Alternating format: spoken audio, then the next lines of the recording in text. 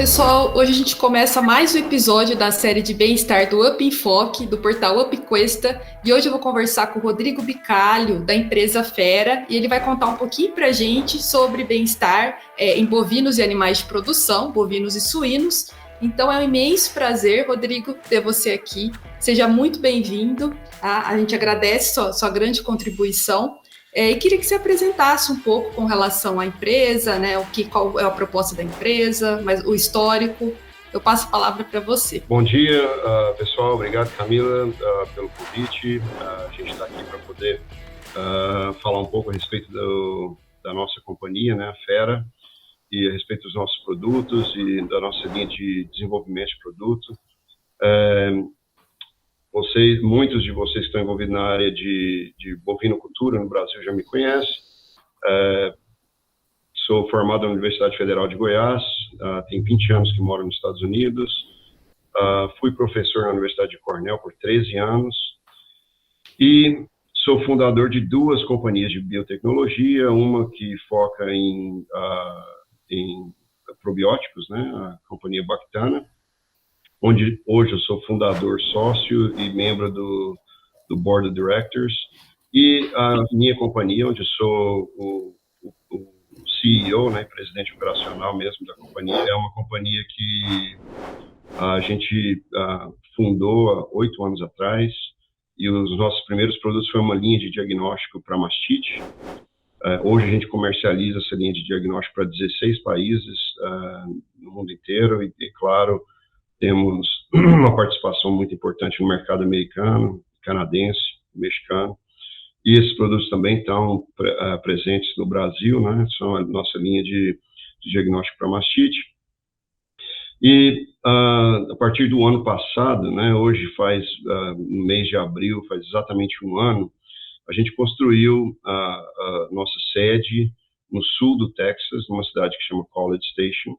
Aqui a gente tem um laboratório de pesquisa e desenvolvimento, a gente presta serviços de biologia molecular, microbioma, análise de microbioma, PCR, ELISAs, parcerias com outras instituições privadas, né, empresas e universidades.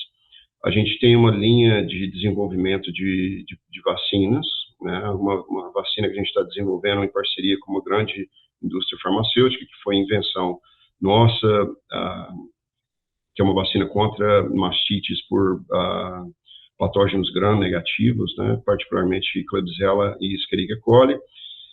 E a gente tem trabalhado com uma tecnologia que foca diretamente no bem-estar animal. É um produto que a gente já lançou nos Estados Unidos, tem 2 semanas que nós lançamos nos Estados Unidos. O nome do produto é Ferapis, ele é um ferormônio apaziguador, que é um princípio ativo que chama substância apaziguadora materna bovina. É uma tecnologia que já tem 30 anos de idade, porém nunca foi introduzida no mercado comercial na América do Norte. Tem o potencial de impactar o bem-estar animal de uma forma enorme, né, avassaladora. É praticamente um tratamento para estresse. Estresse é algo que tem uma importância gigantesca em todos os animais de produção.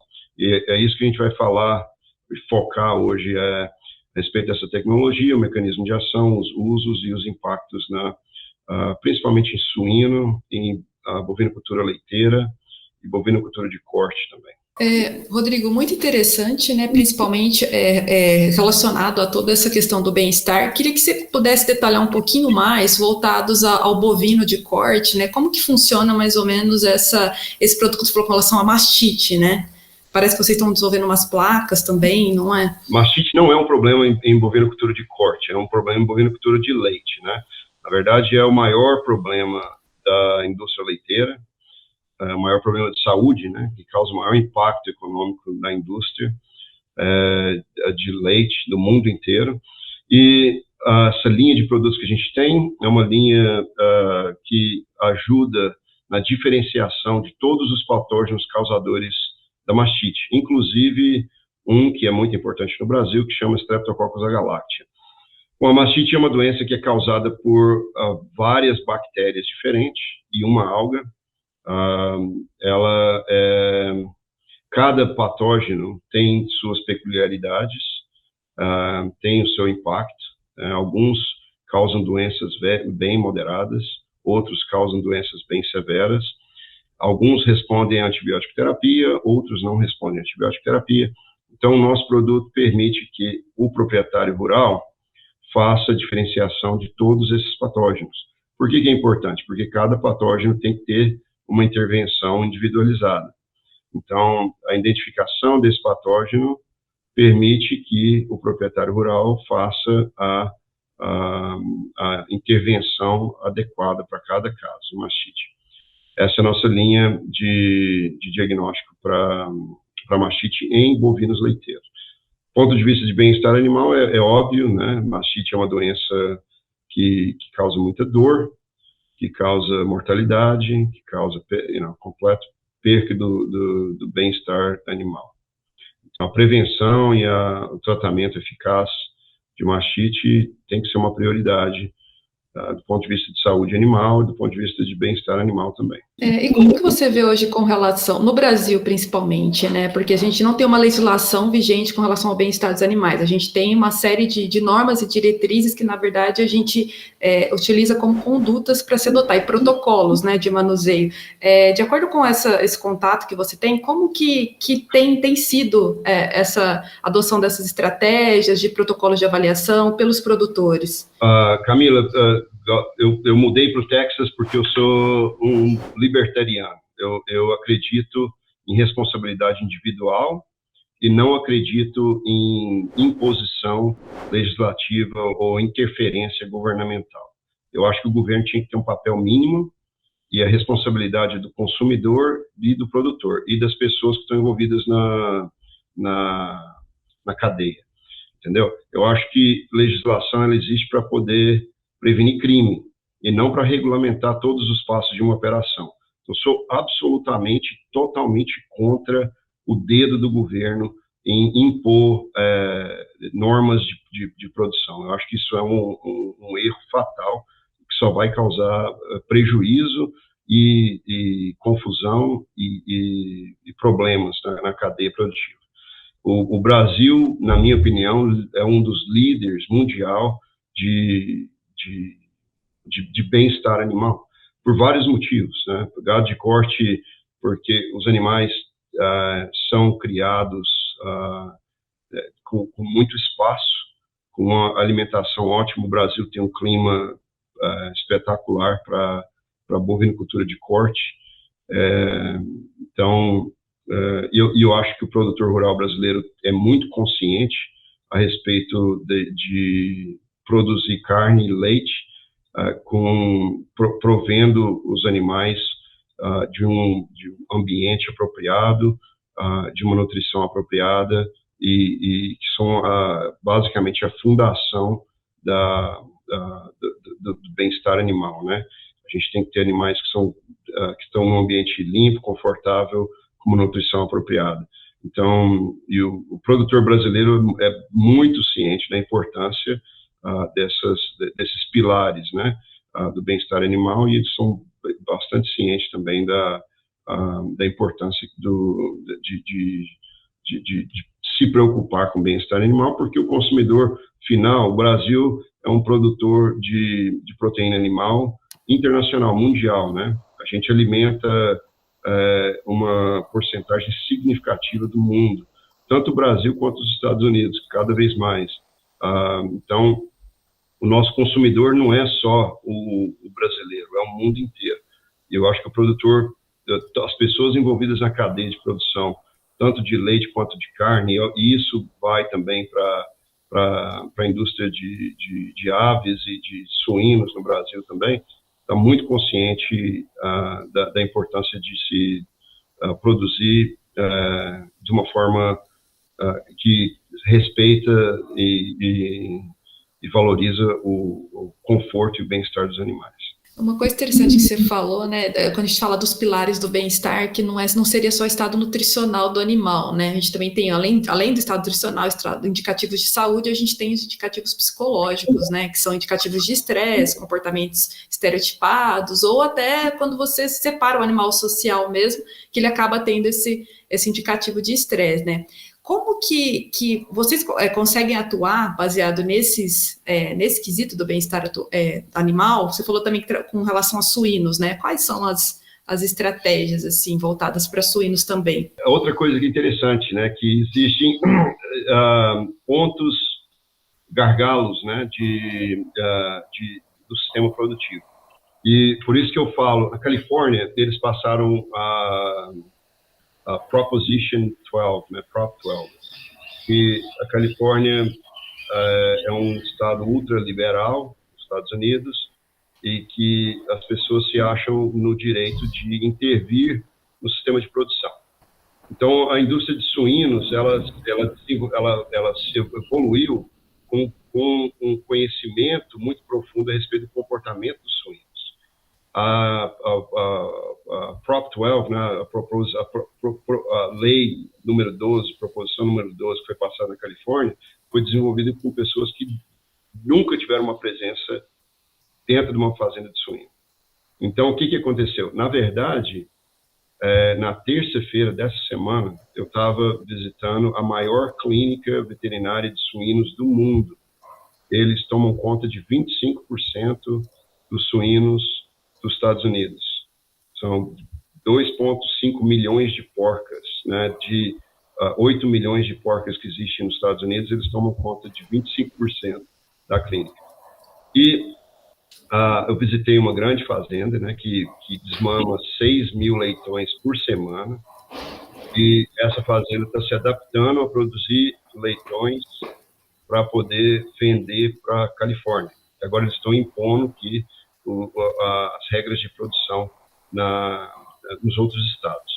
Uma das imposições da Califórnia é que durante o período de prenhez e inseminação, as porcas precisam ficar em grupos.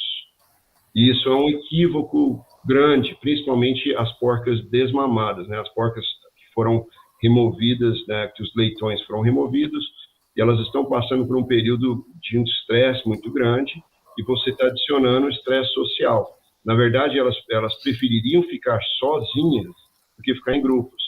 Então, uma das grandes preocupações é que a legislação exige que elas fiquem em grupos, 40 porcas num lugar só que elas são hiperagressivas, estão estressadas e elas se machucam o tempo todo. Então, as fazendas falam o tempo todo, a taxa de descarte está aumentando, a claudicação está aumentando, as porcas são visualmente machucadas, porque elas estão estressadas, não querem ficar em grupos, que preferiam ficar só, mas a legislação exige, entendeu? O problema é esse, as pessoas que passam lei não sabem da realidade de criar porco. Por isso que eu odeio o dedo legislativo, porque é sempre maléfico, entendeu? Se fosse para poder preocupar com o bem-estar animal, tinha que falar, depois da desmama, as porcas precisam passar por um período pelo menos de 10 dias em estabulações individuais, porque elas não podem ficar juntas. Se eles soubessem de comportamento animal, eles teriam feito essa exigência, e não o oposto. Depois dos 10 dias de desmama, tudo bem. Aí passou o estresse da secagem, elas convivem em grupos de uma forma tranquila, não tem problema. Mas, de novo, né, legisladores não sabem o que estão fazendo. Geralmente, as pessoas que forçam legislação são pessoas que não têm conhecimento nem de comportamento animal e nem de sistemas de produção, entendeu? Então, acaba causando mais dano aos animais do que outros. Bom, existem gargalos de estresse em todo o sistema de produção. E a gente tem que usar tecnologias de manejo, e hoje a gente tem essa tecnologia nova, que é basicamente uma ferramenta que a gente está disponibilizando no mercado americano, estamos desenvolvendo tanto para para bovinocultura quanto para suinocultura, e a gente tem ambição de trazer esses produtos para o Brasil, que você faz um tratamento com essa substância apaziguadora, que é um feromônio que diminui estresse nos animais e as consequências deletérias, né, do estresse, e ele deve ser usado nesses gargalos, né? No caso dos suínos, quais são gargalos importantes? A desmama, né? Um leitão, ele é desmamado por 24 dias de vida, ele multiplica o peso do nascimento dele de 5 vezes em 24 dias, a dieta dele é 100% leite, e a gente remove os leitões do sistema, coloca ele em grupos de até 400 leitões por grupo, e espera que eles consumam dieta sólida imediatamente. Então, é extremamente estressante. Para as porcas, né, você removeu os leitões, estava numa dieta de disponibilidade nutricional à vontade, de repente você coloca ela em grupos, agora, com a proposição 12, que ela não gostaria de ficar em grupos, ela tem limitação nutricional, porque ela não pode engordar durante esse período, então ela tem que se adaptar a não, e ela está com um período de acumulação de leite e dor na glândula mamária por causa do período de secagem. Então, existem esses gargalos, né, tanto fisiológicos como de manejo, onde a gente tem que adotar estratégias inteligentes de manejo, mas também hoje a gente tem essas ferramentas com o uso de substância apaziguadora para poder diminuir o impacto desse estresse. Essa substância apaziguadora também é utilizada na fase do transporte, porque a fase do transporte também é um estresse muito grande para os animais, né? A gente tem trabalhos que demonstram, principalmente suínos, né, quanto a frequência cardíaca aumenta desse período, né, quanto maior as horas que ele está sendo transportado, maior é o risco dele ter até uma morte súbita, né? E pelo que você conhece, assim, seria o uso dessas substâncias para apaziguar? Essa substância apaziguadora, na verdade, ela é quase que uma solução completa para todas essas intervenções e manejos e eventos estressantes, né? E transporte com certeza. O transporte entre operações, né, entre fazendas, também o transporte para o matadouro, né, para o frigorífico. Tem a percepção de ameaça, né, que gera uma cadeia de eventos que é tanto neurológica ou neuroendocrinológica, né, que começa com a percepção de ameaça, né, no caso, o próprio manejo, você está agrupando porcos, você está agrupando bovinos, colocando vários animais juntos, depois transportando, colocando dentro de caminhões e transportando onde eles não têm como ter acesso à água e nem à comida. Lógico que o cérebro, o córtex do animal deve estar mandando muita mensagem, falando é uma situação de perigo. Essa informação que é gerada pelos nossos os sensos é processada pela amígdala e pelo hipotálamo, e o hipotálamo inicia uma cascata de evento endocrinológico que vai do hipotálamo para a pituitária, da pituitária para a glândula adrenal, e a glândula adrenal começa a produzir e a liberar cortisol e adrenalina, né, o epinefrina. Esses hormônios vão causar uma cadeia de mudanças fisiológicas, né? Primeira coisa, você sabe muito bem quando você leva um susto, ou quando você está andando num beco escuro, sozinho, e vê uma pessoa do outro lado, né, que a mesma coisa acontece. A liberação de adrenalina, a primeira coisa que acontece é palidez. O que é essa palidez? É o sangue saindo da superfície do seu corpo e indo para a parte core, né, o interior do seu corpo. O que o seu corpo está fazendo? Está preparando para fugir ou para lutar. Das duas formas, né, fuga ou luta, você precisa de muito sangue e muita energia. Energia na forma de glicose. Então, a adrenalina e o cortisol vai tirar a energia do seu corpo da forma de glicogênio, né, que está colocado dentro das células, e vai mandar o glicogênio para o fígado, e o fígado vai fazer um processo que chama glicogenólise, né, que é a quebra de glicogênio para poder transformar glicogênio em glicose. Isso gera vários problemas, né? Então, tudo isso, essa cascata é uma cascata que está acontecendo quando o animal está sendo transportado. O problema para o animal é óbvio, né? Você está diretamente afetando o bem-estar do animal, está estressando o animal, e morte súbita em suínos é um problema, né? Chega a ter um porco a cada 150, 250 morto durante o transporte de fazenda até o frigorífico. E, dependendo da genética dos porcos, isso pode ser mais elevado. Mas o outro problema é que esse processo de ativação do eixo hipotalâmico, pituitário, adrenal gera a perca de glicogênio muscular. E aí você vai ter problema de qualidade de carcaça, qualidade de carne, depois da matança dos animais. Esse é um problema que gera uma condição, né, que em suíno, tenho que lembrar das minhas aulas de carne aqui da escola veterinária, mas em português, se eu não me engano, é síndrome da carne pálida exudativa, pale exudative syndrome.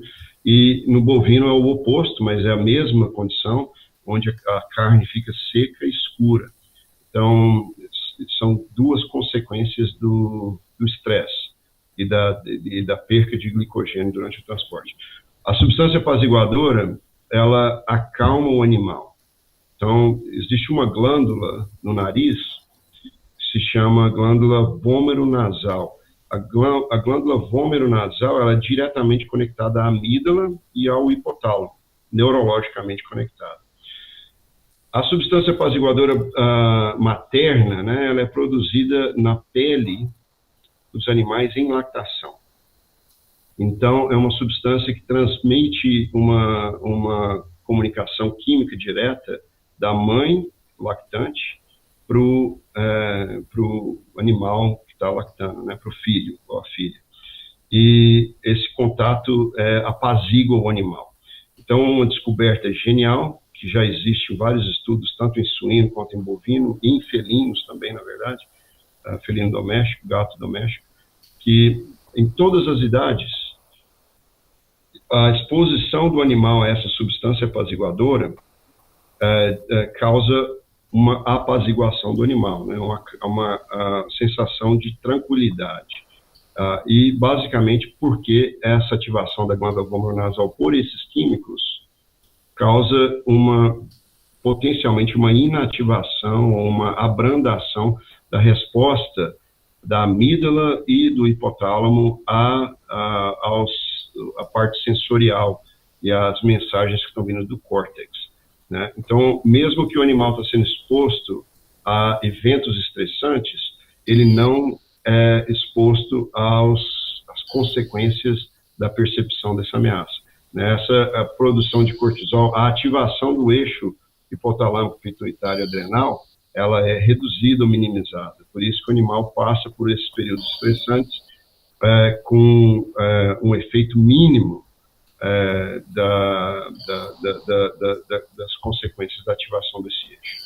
Então, níveis de cortisol são diminuídos, nível de picos de glicose pós a exposição ao estresse é diminuído, qualidade de carcaça do animal, no final das contas, é aumentado.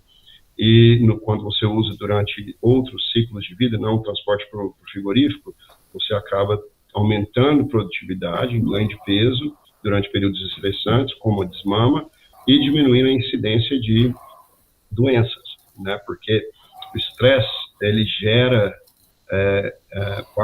parte das consequências afetar a competência do sistema imune e afetar, eventualmente, a ocorrência de doenças.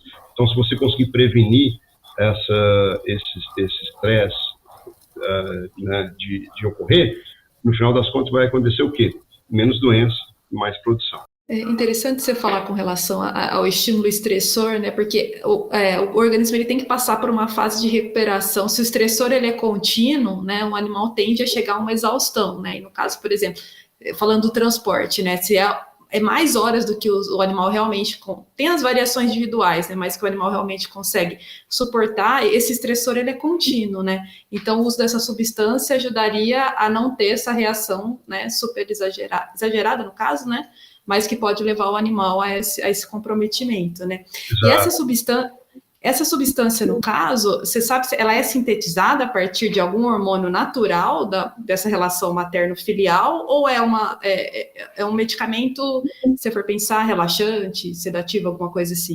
Não é relaxante ou sedativo. Na verdade, os animais, quando tratados com substância apaziguadora, eles são mais ativos do que os animais que não são tratados. Esse é um erro muito grande, mas é algo comum, Camila. Muitas pessoas falam a mesma coisa. Você está sedando o animal? Não, bem o oposto. Porque como ele age diminuindo essa percepção de medo, né, diminuindo a ativação desse eixo hipotálamo pituitário e adrenal, os animais ficam com uma sensação de medo reduzida, e aí eles conseguem se expressar de uma forma mais normal. O que é uma forma normal para o animal? Eles são curiosos, eles são exploradores, eles são mais ativos, eles estão explorando o ambiente maior. Por exemplo, o uso da substância apaziguadora após o desmame, tanto de suínos quanto de bovinos. O que a gente vê? A gente vê o nível de atividade, né, a quantidade de passos que o animal dá é aumentado. Porque quando você desmama um grupo de animais, eles ficam com medo.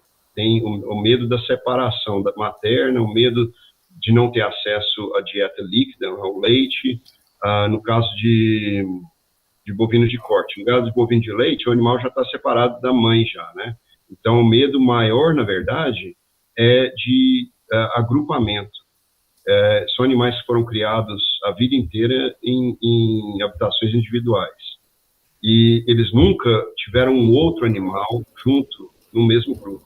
Então, a gente tira eles de casinhas, né, em habitação individual, e coloca 20 animais em um mesmo grupo, pelo menos, às vezes até mais.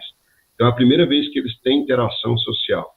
Então, o equivalente desse estresse é o seu filho indo para a escola, ou a gente, né, indo para a escola pela primeira vez. É estressante, né? Você tem que colocar aquela mochilinha nas costas e conviver com um monte de menino quando você tem 2 anos de idade, pela primeira vez, é sempre um evento estressante. Então, pro bezerro também é. Então, o que acontece? Eles ficam com medo, e eles se agrupam, ficam berrando, e como eles estão com medo, eles não exploram, né? E os animais que estão tratados com a substância apaziguadora, eles não têm tanto medo. Então, o estresse não é tão grande. Então, o que eles fazem? Eles fazem o que o animal normalmente faz, que é expressar a curiosidade deles, explorar o ambiente, acessar a comida mais frequentemente. Se for no caso de gado de corte, eles vão explorar o pasto, eles vão caminhar no pasto, né? O animal que já não está estressado, vaca, vamos supor, se você colocar elas num pasto novo, o que elas vão fazer? Elas vão caminhar o pasto inteiro. Elas querem descobrir onde que está o melhor pasto, onde que está a água, onde que está o coxo de sal, entendeu? Uma bezerrada desmamada, eles não fazem isso. Eles vão para o canto da cerca e ficam parados. Então, o uso da substância apaziguadora não ceda, não tranquiliza, não tem nada a ver com isso. É uma substância naturalmente produzida e o único efeito dessa substância é diminuir o medo. Como você diminui o medo, consequentemente, você diminui o estresse. O estresse é uma consequência da detecção de ameaça da parte sensorial do cérebro. É exatamente isso. Como você reduz isso, na verdade, você tem animais com um comportamento mais natural, que é o comportamento na ausência do medo. Só isso. Então, por isso que é uma intervenção genial, por causa desse mecanismo de ação que é bem específico, pelo fato de ser uma substância naturalmente produzida, e pelo fato do uso, né, que é somente recomendado durante períodos de estresse, ser tão eficaz em melhorar o bem-estar do animal, normalizar o comportamento do animal e, consequentemente, né, ter benefícios de saúde e produtividade. Uma outra coisa interessante é com relação a essa fase do desmame, pelo que você visita, assim, né? Você falou dessas empresas dos Estados Unidos, é muito utilizado o enriquecimento ambiental, às vezes, não sei, brinquedos para os porcos jovens. Você vê com relação no Brasil ou as empresas americanas, é mais adotado isso nos Estados Não, Unidos? não, muito raramente é adotado. A única coisa que pode ter em alguns lugares é corrente em algumas fases, né, para os porcos mastigar. O porco, tudo que você colocar para enriquecimento ambiental, eles destroem de uma eficácia incrível. São ótimos em destruir tudo que está lá. Então, a única coisa que coloca é corrente, e olha lá. A resposta da sua pergunta é essa, praticamente. Com relação às auditorias, assim, essas certificações de bem-estar, geralmente, bom, a tua empresa ela não trabalha com essas certificações, né, em específico, né? Mas geralmente é direto com o produtor, né, que você trabalha? Direto com o produtor ou através de clínicas veterinárias e outras companhias, né? Mas pelo que você conhece, assim, essas certificações, os protocolos utilizados, por exemplo, pelas empresas americanas são semelhantes aos protocolos utilizados por aqui, né? Eu acho que sim, é bem parecido. Acaba que vira mais uma burocracia dentro da fazenda. Não acho que ajuda, para te falar a verdade. Acaba sendo mais uma papelada que a fazenda precisa fazer e todo mundo que tenta consegue essas certificações. E, na minha opinião, não é um diferencial relevante. Você falou com relação às análises moleculares, né, que a empresa realiza, seria para a identificação de patógenos, né? O que vocês... Não, a gente não é um laboratório diagnóstico. O que a gente faz alguns ensaios microbiológicos e de biologia molecular que são cutting edge, de alta tecnologia, que poucas companhias no mundo oferecem. Um deles é o microbioma, onde a gente pega amostras que são complexas, né? Por exemplo, amostras fecais, que têm uma complexidade microbiológica muito grande, e a gente faz desde a extração de DNA, a parte de PCR do gene T6S, e aí o sequenciamento desse gene, a parte de análise em sílico, né, a parte de bioinformática toda, e entrega os resultados completos pro cliente, né? Então, não, pode ser usado como diagnóstico? Pode. A gente oferece como serviço diagnóstico? Não. Geralmente são para pesquisadores ou empresas que estão fazendo pesquisa específica, um serviço bem especializado. Com relação à microbiota do rumen, vocês também trabalham ou não? É mais microbiota de fezes? Vários trabalhos com microbioma do rumen já publicados, né? Foi uma parte das minhas pesquisas. A gente tem colaborações com outras empresas que estão estudando a interação de rumen e genoma, microbioma ruminal e genoma do hospedeiro, né, no caso a vaca. Então, sim, a gente tem vários trabalhos com rumen. E você falou com relação a bovinos, suínos, aves, vocês não trabalham, né? Não, aves não. Infelizmente não. Eu adoraria ter capacidade de trabalhar com, mas nunca foi um foco, e quem sabe no futuro. Bom, Rodrigo, eu acho que a gente está chegando aqui no fim, né, das nossas perguntas. Queria perguntar para você, assim, com relação ao que a empresa oferece, né, hoje, relacionado a bem-estar animal, como que você vê, assim, esse ramo, né, acho que desde que você começou a trabalhar com isso, e quais que as perspectivas futuras, né, com relação tanto no trabalho no Brasil quanto nos Estados Unidos? Eu acho que a indústria, né, de proteína animal, ela está caminhando em direção a melhorar a eficiência, melhorar a produtividade, mas sempre com foco no bem-estar animal, né? Então, as tecnologias que vão vir no futuro, elas só serão aceitas e adotadas se os aumentos de produtividade, o aumento de eficiência estiverem atrelados diretamente ou indiretamente ao aumento do bem-estar animal. Então, eu acho que vai ser uma área de pesquisa, uma área de desenvolvimento muito importante nas próximas décadas aí, né? Um foco não só do consumidor, mas do produtor também. e de várias pessoas que estão envolvidas na cadeia. Então, é uma área que a gente vai continuar pesquisando e desenvolvendo produtos, né? E o nosso foco, tanto no Brasil quanto para outras partes do mundo, e nos Estados Unidos, obviamente, disseminar o uso do nosso produto Ferapis, né? Que é a substância apaziguadora materna bovina, inicialmente, depois ter acesso a outros animais ruminantes e suínos, pequenos ruminantes e suínos, com certeza. Mas é isso aí, Camila. Obrigado pelo convite e boa sorte no projeto. Obrigado, Rodrigo. Agradeço muito sua participação e espero que exista bastante progresso aí nessa área. Pessoal, acompanhe no portal Upcoista Bem-Estar. A gente está dentro dessa série, né? Bem-Estar Animal. E hoje a gente trouxe mais essa grande contribuição do Rodrigo, né? Que deu praticamente uma aula aqui para a gente sobre bem-estar.